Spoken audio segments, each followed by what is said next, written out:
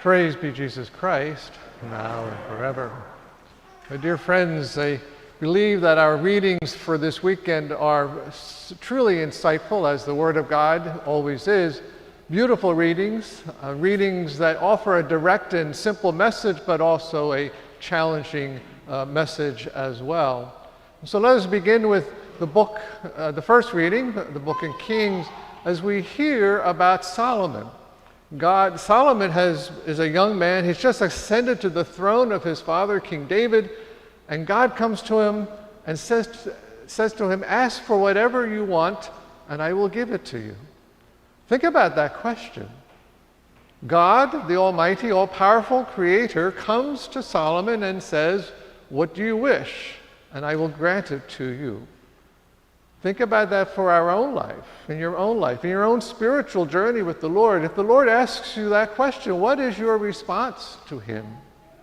It would be a great exercise in our spiritual journey for us to ponder that question. On a human level, there are many ways that we could respond to that question, certainly. Perhaps we would ask for long life.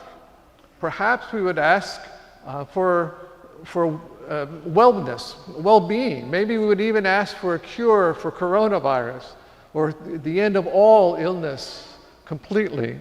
Perhaps we would ask for wealth so that we could have enough money and possessions to take care of our families and our needs so we wouldn't have to be concerned or worried. Perhaps we would look for power or influence. There's all these things of this world that we could possibly ask for. But we hear Solomon's response. He knows his immaturity or the lack of experience that he has, so he asks God for an understanding heart. He asks God for wisdom. And God himself is wisdom. So what Solomon is asking for is to be able to look at his role as king of God's people, to look at the work of and the people of Israel from the perspective not of the human nature, but of the divine nature.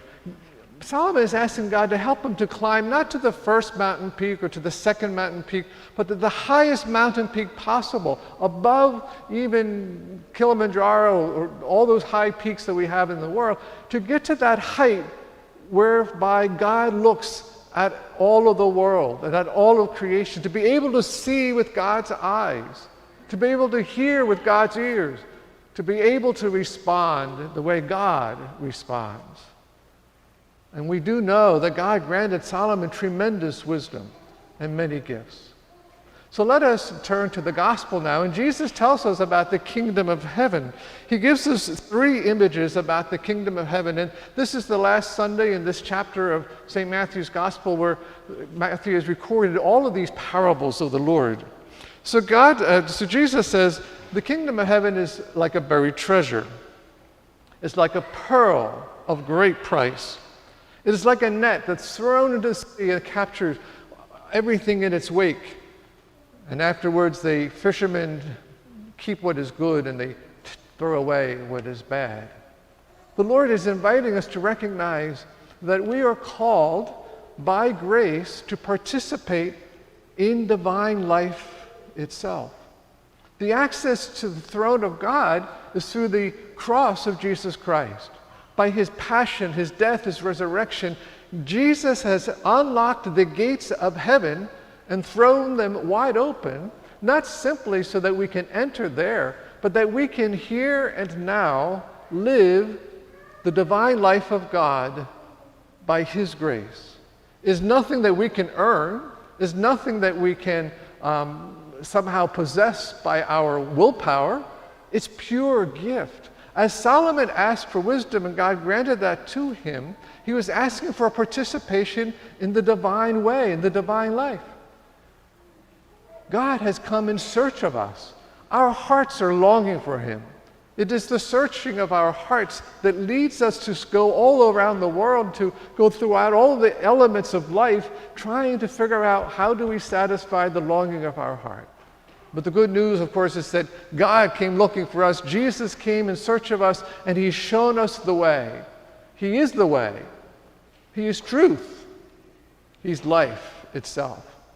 And those who encounter Jesus, those who seek out Jesus, those who surrender to Jesus and his will and to his ways, find the pearl of great price. They are willing to let go of the treasures of this world for the treasure that is God himself. And they recognize that in this world, the good and the evil, the saints and the sinners will continue until the end of time, when God will send forth for the fulfillment of all of the promises of the Lord, so that we can enter into that kingdom. And those who have searched out God and recognized they've been searched out by God, and those who have responded to his grace and accepted his grace and striven to live by his grace, will enter the glory of heaven and see God face to face. And those who have decided to remain selfishly into themselves will continue to remain without God and go where God is not. And so, my brothers and sisters, may we accept the challenge today that Jesus offers to us to accept the mercy and the grace, the love, the forgiveness, the healing that comes to us through Jesus Christ. As St. Paul reminded us today, all things work for good for those who love God. We should have no fear about this world. We should have no worries about this world, no anxieties about this world, because this world will pass away. But we have been made for eternity. We have been made in the image and likeness of God. And by his grace, we have participation in his divine life here and now. And so we ask the Lord to enlighten our minds, to open our ears and open our eyes, so we can see and do as God sees and does, and be his instruments of grace to our brothers and sisters.